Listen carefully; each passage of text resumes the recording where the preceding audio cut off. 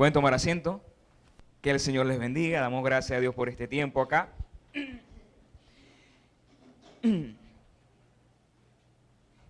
Quisiera comenzar este tiempo hablando acerca de la historia de un niño y su abuelito. Cuenta la historia que un niño observaba a su abuelito mientras éste escribía algo en un cuaderno, en una hoja. Y este niño, controlado por su curiosidad, no aguantó y le preguntó a su abuelo: abuelito, ¿qué estás escribiendo? Cuéntame.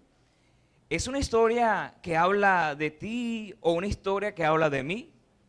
El abuelo se detiene, lo observa y sonríe y le dice: estoy escribiendo algo que tiene que ver contigo, pero lo que importa acá no son mis palabras o lo que puedo escribir, sino que lo que importa acá es con qué estoy escribiendo. El niño observa a su abuelo, mira su mano y en su mano estaba un lápiz y le dice nuevamente: lo importante acá es lo que estoy usando y me gustaría que fueras como este lápiz. El niño lo mira extrañado y en ese momento el abuelo empieza a compartir la idea. Le dice: este lápiz tiene 5 características interesantes que harán de ti cada vez una mejor persona. Y le dice: la primera es, puedes hacer muchas cosas en la vida, pero recuerda que existe una mano que dirige tus pasos y ese es Dios. Le dijo: la segunda característica es, hay momentos cuando dejo de escribir y uso un sacapuntas.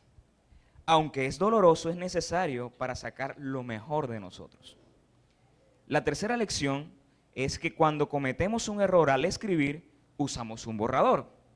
Igualmente es importante que evaluemos y corrijamos día a día nuestras vidas. La cuarta lección es, lo que importa del lápiz no es la madera, no es el color, no es la textura, ni su forma. Lo que importa es lo que está dentro, el grafito. Por lo tanto, cuida siempre lo que hay dentro de ti. Y le dice luego, y la quinta característica es que el lápiz siempre deja una marca. El lápiz siempre dejará una marca. Recuerda entonces que todo lo que hagas en esta vida dejará una marca, dejará un trazo. Así como este lápiz o muchos elementos tienen sus características por su utilidad, ¿sabías que la iglesia de Cristo, que somos nosotros, no las 4 paredes, sino que cada una de las personas que integran esa fe, esa creencia en Jesús, somos la iglesia del Señor? Y que como iglesia del Señor tenemos características que nos van a diferenciar de cualquier grupo, porque somos la iglesia del Dios verdadero, del Dios viviente, del Dios que salva. Y yo quisiera aprovechar este tiempo de la mañana y compartir acerca de cuáles son aquellas características de una iglesia influyente, una iglesia altamente influyente.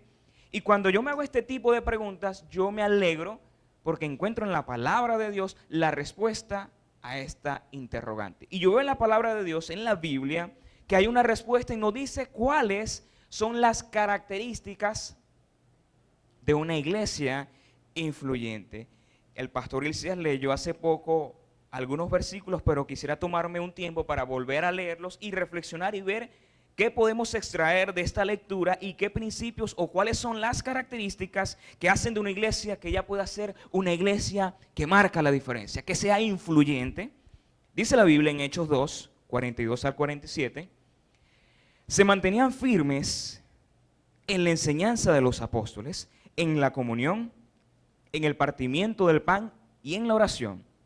Todos estaban asombrados por los muchos prodigios y señales que realizaban los apóstoles. Todos los creyentes estaban juntos y tenían todo en común. Vendían sus propiedades y posesiones y compartían sus bienes entre sí según la necesidad de cada uno. No dejaban de reunirse en el templo ni un solo día. De casa en casa compartían el pan y compartían la comida con alegría y generosidad, alabando a Dios y disfrutando de la estimación general del pueblo. Y cada día el Señor añadía al grupo los que iban siendo salvos. Yo no sé si usted mientras leíamos esto se imaginó, dibujó un panorama de cómo fue esa iglesia, la iglesia primitiva. Cuando hablo y digo la iglesia primitiva, me estoy refiriendo al inicio de la iglesia. Quizás es primera vez que escuchas esta palabra, iglesia primitiva, si aquí hay alguien que nos está visitando. Iglesia primitiva fue el inicio de la iglesia de Cristo. Luego que Cristo ascendió, comenzó el movimiento de la iglesia, de la obra de Dios a través de los discípulos de Cristo. Y vemos acá en esta historia que la iglesia era una iglesia de influencia, era una iglesia bastante influyente, donde tenían todo en común, compartían, y Dios añadía cada día más a aquellas personas que iban recibiendo el mensaje de Dios. Había un crecimiento impactante, influencia, y dice el texto también que esta iglesia gozaba de la estima, de la admiración del pueblo, porque era una iglesia de gran influencia.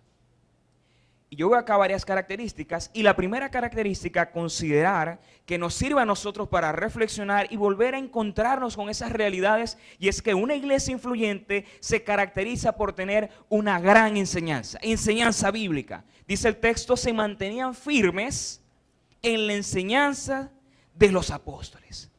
Cuando escuchamos nosotros acá que dice que ellos estaban firmes en las enseñanzas de los apóstoles, debemos entender que sencillamente eran las enseñanzas de Cristo, las enseñanzas de Jesús, que fueron transmitidas por quienes, por sus discípulos, y que luego, al pasar el tiempo, por las iglesias, y hoy día nosotros ¿qué hacemos? Compartimos las enseñanzas de Jesús.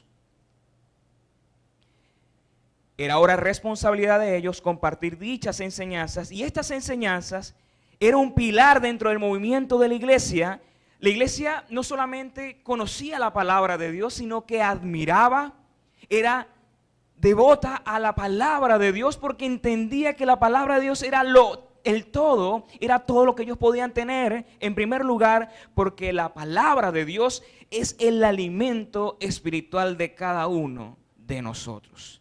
Hace unos días tuve la oportunidad de ir a un liceo, lo había compartido hace varias semanas, pero en otras oportunidades ciertos hermanos o hermanas de la iglesia han podido ir a este liceo a compartir el alimento, a dar una palabra, a llevar una obra, pero en esta última vez me tocó acompañarlos.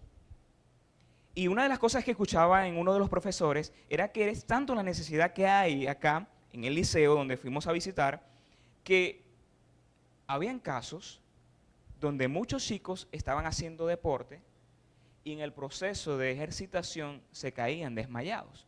Ellos decían, posiblemente es porque no desayunaron, y posiblemente es porque muchos que estaban haciendo en ese momento deporte no habían cenado. ¿Por qué sucede esto? Y es porque el joven, el adolescente o el niño, cuando no está alimentándose bien, se debilita, se cansa, no tiene los nutrientes necesarios que exige el cuerpo para una actividad de ese tipo.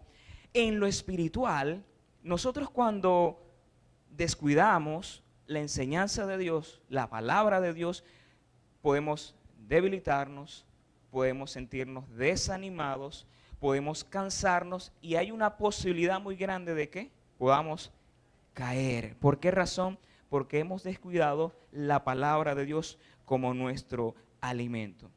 Y vemos en la Biblia un principio importante de darle prioridad a la palabra de Dios. Y dice primera de Pedro capítulo 2, como bebés recién nacidos, deseen con ganas la leche espiritual pura para que crezcan a una experiencia plena de la salvación. Luego dice, pidan a gritos ese alimento nutritivo, haciendo referencia ¿a qué? A las palabras de Dios, a las palabras de Jesús, a la enseñanza de estos apóstoles, a la palabra de Dios en otras palabras. ¿Sabes una cosa? Lo que nos mantiene a nosotros de pie en circunstancias adversas, críticas, circunstancias de duda, de indecisión, de quebranto, ¿sabes qué va a ser? No va a ser un consejo de una persona quizás profesional, no va a ser el consejo quizás de un pastor. Lo que te mantiene en pie, lo que te va a dar la victoria es que tú apliques en tu corazón la palabra de Dios. Esta iglesia, ¿sabes una cosa? Le daba prioridad a la palabra de Dios. En cada reunión quizás ellos decían, necesito recibir algo, necesito comer la palabra de Dios para seguir adelante. Miren, afuera hay problemas, hay tentaciones, dificultades, peligros. Y es necesario que nosotros como iglesia entendamos que para vencer es necesario darle prioridad mayor a la palabra de Dios. En segundo lugar, también yo veo que estos hombres de Dios se acercaban a Dios, a su palabra. ¿Por qué razón? Porque ellos le dan prioridad a la palabra. Es porque ellos entendían que la palabra de Dios los acercaba a la voluntad de Dios. La palabra de Dios te acerca a la voluntad de Dios. Es allí donde tú vas a poder conocer quién es Dios. Es allí donde vas a conocer quién eres tú en realidad, cuáles son tus defectos, tus limitaciones, cuáles son aquellas áreas que debes mejorar y colocarlas en manos de Dios. Pero también allí podrás encontrar qué quiere Dios para tu vida, qué quiere Dios en estos tiempos para su iglesia. Hay un episodio interesante de la Biblia, en el mismo libro de Hechos, donde una iglesia, la iglesia de Berea, esta iglesia había recibido muy bien la palabra de Dios y tenía algo característico, y era que amaban la palabra de Dios y entendían que era lo más importante, que le daban un uso apropiado. Miren lo que dice esto. Hechos 17:11. Dice, hablando de la iglesia de Berea, estos eran de sentimientos más nobles que los de Tesalónica, de modo que recibieron el mensaje con toda avidez y todos los días examinaban las escrituras para ver si era verdad lo que se les anunciaba. Una de las cosas que yo veo acá y me parece bastante interesante es que estos hombres, todo lo que ellos recibían en la congregación, en la iglesia o en el grupo pequeño que hacían en las tardes, revisaban a ver si era verdad. Pero yo me hago una pregunta. Muchas veces, o quizás hombres de Dios, discípulos o los grandes apóstoles, compartían el mensaje y ellos no decían amén, gloria a Dios por esta palabra. No, ellos revisaban. ¿Por qué razón? Porque ellos sabían que lo que trasciende no es la palabra del hombre, lo que trasciende, lo que impacta, lo que transforma, que es la palabra de Dios. Y ellos revisaban ¿qué? Las escrituras para ver si era verdad. Quiere decir que si había algo que estaba mal, ellos decían, epa, esto aquí no lo dice, esto no es así.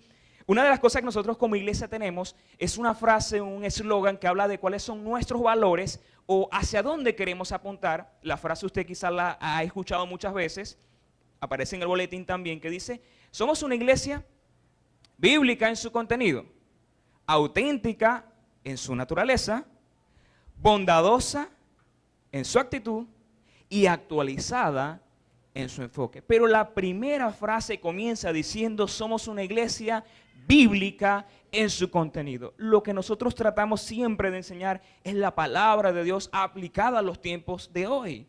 Pero es la palabra de Dios, pero no solamente nos enfocamos o esperamos enseñar apropiadamente la palabra de Dios, sino que cada iglesia, es decir, tú, tu familia, tus hijos, sean personas bíblicas, que sus pensamientos sean bíblicos, que sus reacciones sean bíblicas, que sus decisiones estén ¿qué? Ajustadas a la palabra de Dios, porque es allí donde hay la bendición, cuando aplicamos la palabra de Dios. En segundo lugar, para que una iglesia pueda ser una iglesia influyente es necesario desarrollar relaciones saludables. No solamente relaciones saludables. Dice la Biblia que estos hombres o esta iglesia no solamente se mantenían firmes en las enseñanzas de los apóstoles, sino que se mantenían firmes en la comunión. Dice el versículo 44, todos los creyentes estaban juntos y tenían todo en común. Versículo 46, no dejaban de reunirse en el templo ni un solo día. Alguien dirá, ¿y esta gente no trabajaba? Usted pudiera pensar eso, no lo responde la Biblia, pero lo que quiero enfatizar acá es que ellos buscaban la oportunidad de ¿qué? De tener interacción, de tener contacto, de tener comunión entre ellos, compartir la fe, alabar a Dios y hablarle a Dios en familia. Por esa razón nosotros como iglesia creemos que es importante congregarnos, participar, conocernos, involucrarnos. Una de las cosas que yo no entiendo, que a veces puede pasar en muchas iglesias y que quizás ha pasado acá en la iglesia, es que hay hermanos del primer servicio y del segundo con años acá y no se conocen. Eso tiene que llamarnos a la reflexión. Debemos conocernos, debemos saber de dónde somos, ¿Cuánto tiempo tenemos en el Señor? ¿Cuáles son nuestros ministerios? ¿De qué forma podemos ayudarnos? Necesitamos desarrollar relaciones saludables. Tú tienes que salir de este lugar con algo importante. Estás llamado a tener comunión con nosotros, a conectarte, a participar aquí y afuera de nuestro servicio a Dios. La palabra comunión se traduce, o es la palabra griega, koinonia. Esta significa comunión, vinculación, influencia en quienes participan.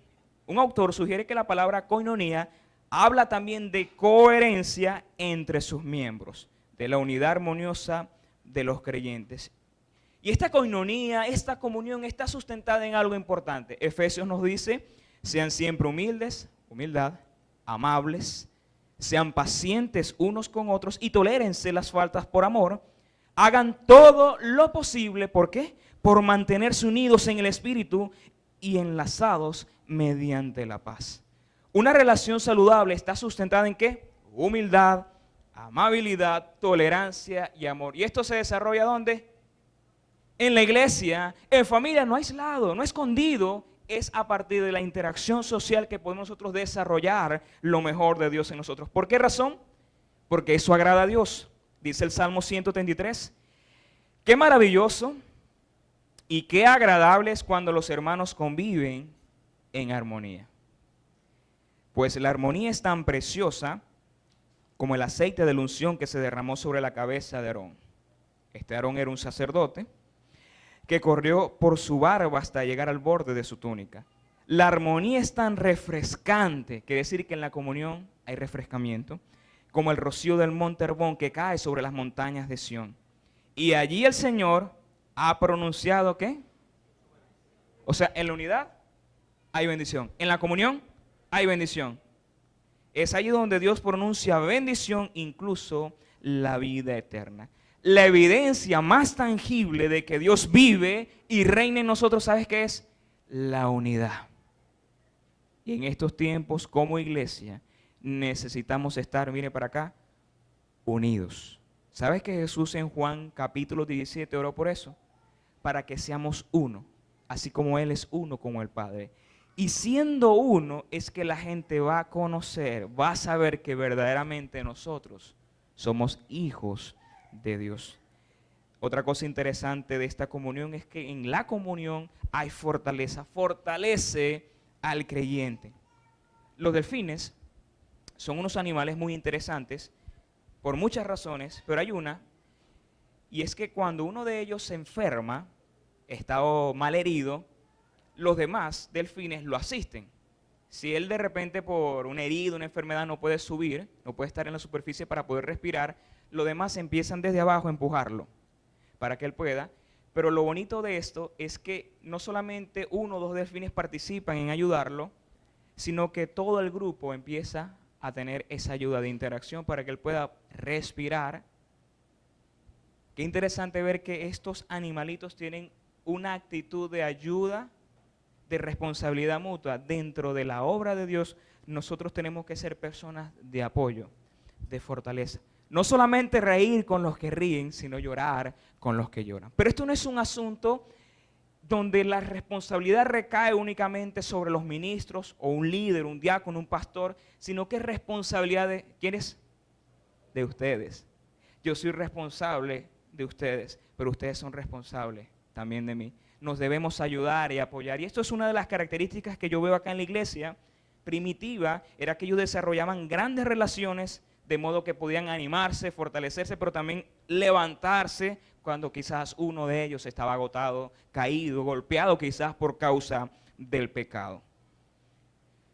Las relaciones saludables no solo ofrecen protección y cuidado, sino que ofrecen formación y crecimiento a quienes están participando activamente. Esta parte a mí siempre me ha dado un poco de gracia y es que en la interacción de la iglesia se fortalece el carácter. Por esa razón usted va a encontrarse que hay hermanos que piensan distinto a usted, por eso se va a encontrar personas que tienen una manera de ver y responder la vida de forma distinta, variada, y usted no va a encajar y le va a costar. Es necesario ese tipo de personas. Van a haber personas que usted cuando las ve le provoca abrazarle y darle un besito, sí me cae bien, pero hay personas que usted va a decir, bueno, Dios te bendiga y ya. Pero esas personas de distintas categorías o diferentes en personalidades son necesarias. ¿Para qué? Para formarnos, para forjar nuestro carácter. Y hay un proverbio bastante chévere, Proverbios 27, 17, y miren lo que dice. El hierro se afila ¿con qué? Con el hierro. Y el hombre en el trato con el hombre. Nos necesitamos. Ustedes necesitan trabajar mi carácter, ¿cierto? Pero ustedes también necesitan formarnos y capacitarnos. ¿Por qué razón?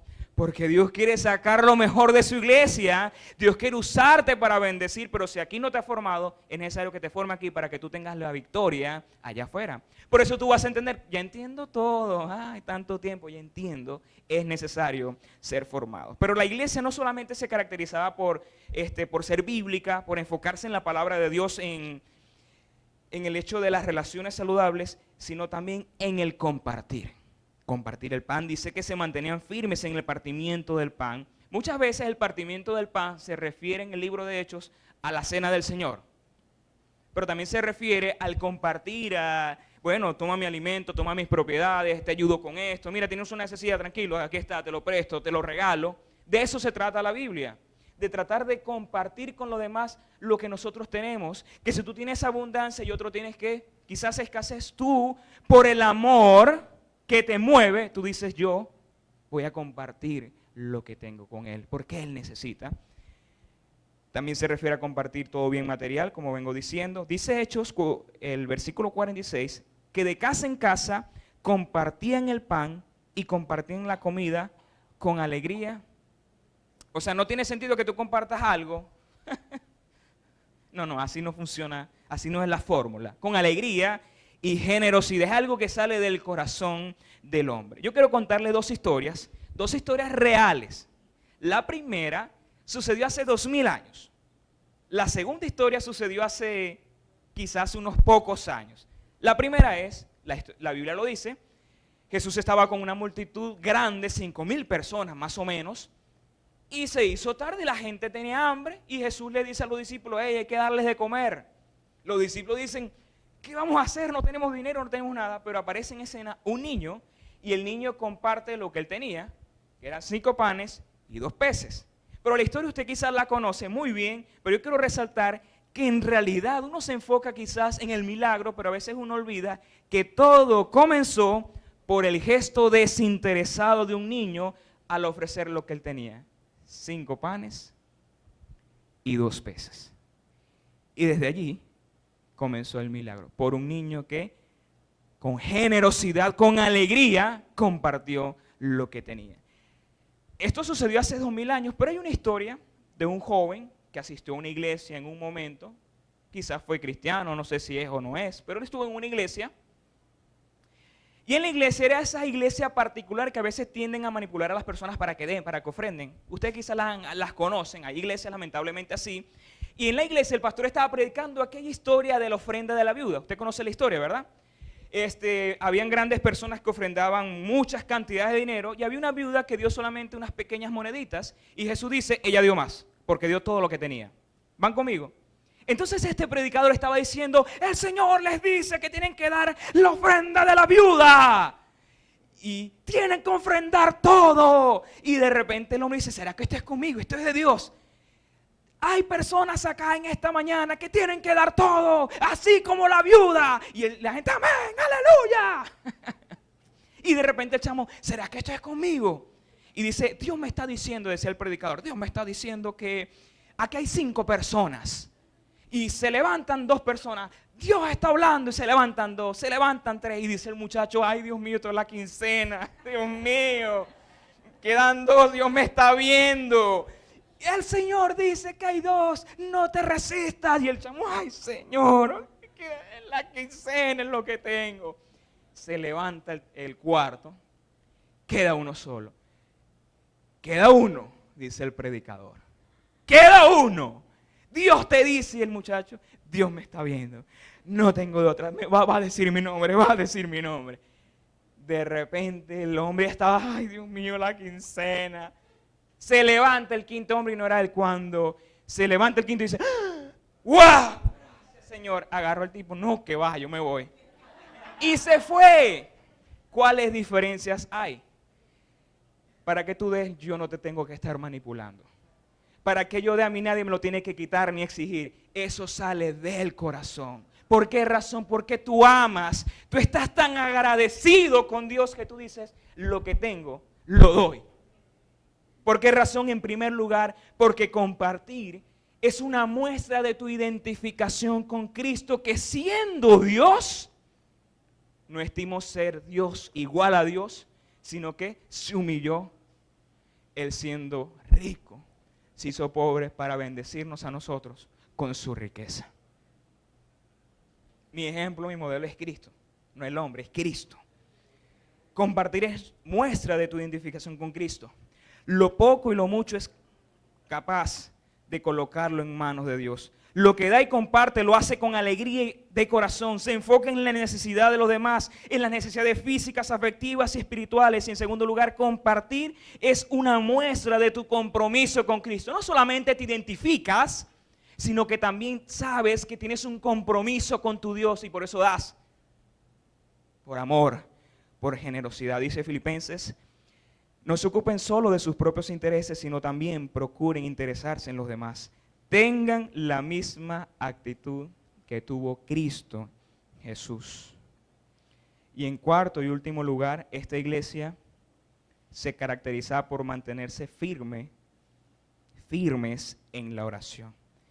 Quiero leer un comentarista, él dice, llamado William Barclay, los primeros cristianos sabían que no podían ni tenían por qué enfrentarse con la vida dependiendo exclusivamente de sus propias fuerzas.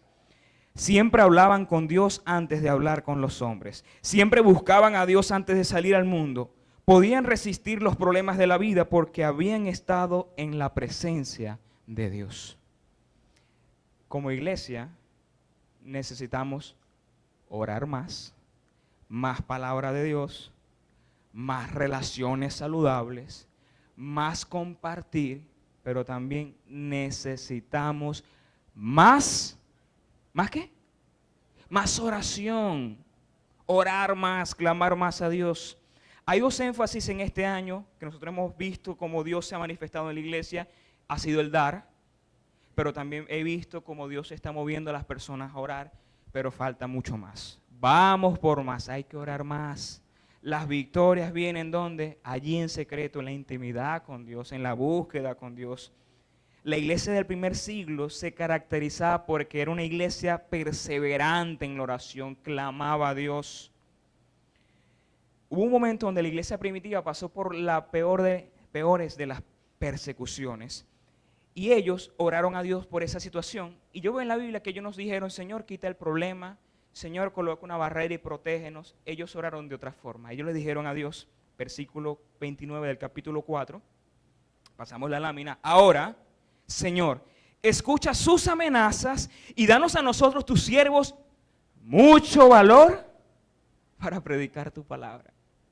Ellos pedían valor porque quizás tenían temor. Ellos no le pidieron a Dios que le quitara el problema. Señor, danos valor, la capacidad de enfrentar esta circunstancia, esta oportunidad, danos valor. La oración es importante en la iglesia. ¿Sabes por qué razón? Porque la oración reconoce la presencia de Dios. Hay personas que dicen, cuando yo oro, yo traigo la presencia de Dios a este lugar. Yo traigo la presencia. No, la oración es porque tú reconoces la presencia de Dios en tu vida. Es un acto de fe que produce fe. Y por esa razón debe ser practicada. El Salmo 145, 18 dice, el Señor está cerca de todos los que le invocan, los que confían. Sí, de todos los que invocan de verdad. Quiere decir que hay personas que invocan el nombre de Dios, pero no es de corazón. Dijo Martín Lutero, la oración no es para cambiar los planes de Dios. ¿Por qué razón? Porque en segundo lugar yo veo que la oración organiza nuestra agenda y la convierte en la agenda de Dios. Dijo Martín Lutero, la oración no es para cambiar los planes de Dios, es para confiar y descansar en su soberana voluntad. Yo sé que muchos quizás han estado orándole a Dios para que Dios haga cambios en su familia, en su vida, en el país, pero es mejor decirle, Señor, yo tengo muchos deseos, pero que se haga tu voluntad. Así como hizo Cristo en el Getsemaní. Cristo dijo, Señor, pasa de mí esta copa, pero que no se haga mi voluntad, que se haga la tuya. No hay nada más mejor de pedirle a Dios, Señor, que se haga tu voluntad. Señor, haz tu voluntad en mi vida, en mi familia, en mi iglesia, en mi país. ¿Sabes por qué razón? Porque la voluntad de Dios es buena, es agradable y es perfecta. Allá hay bendición, allá hay paz, allá hay justicia, allá hay quietud, allá hay de todo. Allá está todo lo que el hombre necesita. No solamente la oración reconoce la presencia de Dios, organiza nuestra agenda, sino que la oración mueve la mano de Dios. Dice Hechos capítulo 2 en el versículo 47, para concluir, que este pueblo estaba alabando a Dios y disfrutando de la estimación general del pueblo. ¿Por qué razón? Porque era fiel a la palabra de Dios. Había comunión, relaciones saludables, oración, y cada día el Señor añadía al grupo los que iban siendo salvos. O sea, más gente se convertía en la iglesia del Señor. Más personas recibían el mensaje del Evangelio porque era una iglesia no estática, era una iglesia activa de influencia. Una iglesia influyente experimenta el obrar de Dios y también despierta el corazón de los hombres para que se acerquen a Dios. Una iglesia que desea impactar, influir, y si usted y yo queremos impactar en este tiempo, debemos entender que es necesario aplicar estas 4 verdades. Necesitamos en este día avivar nuestro compromiso con Dios, de ser realmente esa iglesia que Él quiere que seamos.